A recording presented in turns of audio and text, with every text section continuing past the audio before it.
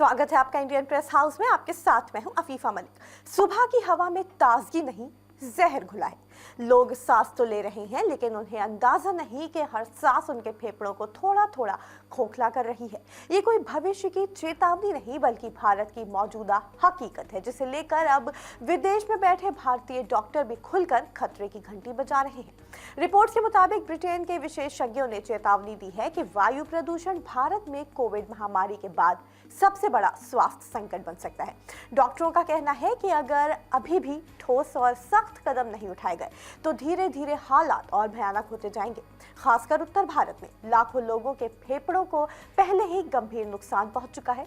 कहा जा रहा है कि वक्त रहते अगर सावधानी नहीं बरती गई तो आने वाले समय में फेफड़ों की बीमारियों का साइलेंट अटैक देखने को मिल सकता है। कुछ डॉक्टर्स के मुताबिक उत्तर भारत में करोड़ों लोग सालों से जहरीली हवा में सांस ले रहे हैं। अस्पतालों में पहुंच रहे मरीज समस्या का सिर्फ एक छोटा हिस्सा है, जबकि बड़ी संख्या में लोग ऐसे हैं जिनके शरीर में बीमारियां धीरे धीरे पनप रही हैं और अभी सामने तक नहीं आई हैं। हेल्थ एक्सपर्ट्स के मुताबिक जैसे टीबी नियंत्रण के लिए राष्ट्रीय स्तर पर कार्यक्रम चलाए गए थे, वैसे ही अब वायु प्रदूषण से जुड़ी बीमारियों के लिए भी बड़े कदम उठाने की जरूरत आ गई है। आंकड़े बताते हैं कि दिसंबर के महीने में दिल्ली के अस्पतालों में सांस से जुड़ी बीमारियों के मरीजों की संख्या 20 से 30% तक बढ़ चुकी है।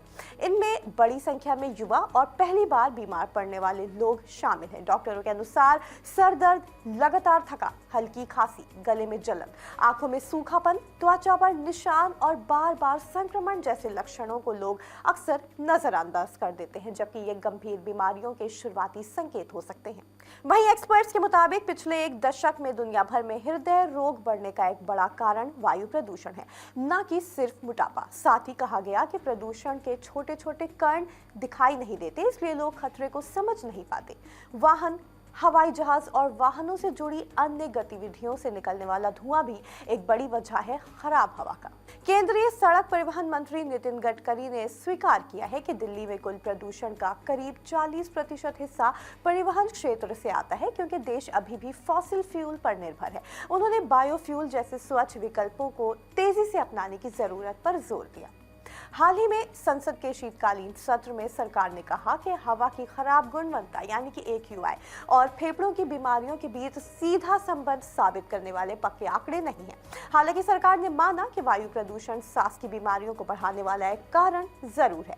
पिछले 3 साल में दिल्ली में सांस की तीव्र बीमारियों से 2 लाख से ज्यादा मामले दर्ज किए गए, जिनमें करीब 30,000 मरीजों को अस्पताल में भर्ती करना पड़ा। जिस हवा को जीवन का आधार माना जाता है, वही अब मौत का कारण बनती जा रही है। उत्तर भारत में करोड़ों लोग ऐसी हवा में सांस ले रहे हैं जो बिना शोर किए उनके फेफड़ों और दिल को नुकसान पहुंचा रही है। The Lancet countdown on health and climate change 2025 की रिपोर्ट के मुताबिक भारत में 2022 में प्रदूषण के कारण 17 लाख से ज्यादा मौतें हुई। इनमें से करीब 2.5 लाख मौतों के लिए सड़क परिवहन में पेट्रोल का उपयोग जिम्मेदार रहा।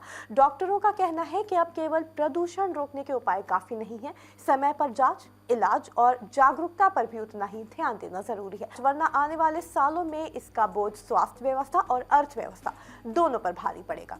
तो फिलहाल के लिए इतना ही। जुड़े रहें इंडियन प्रेस हाउस के साथ।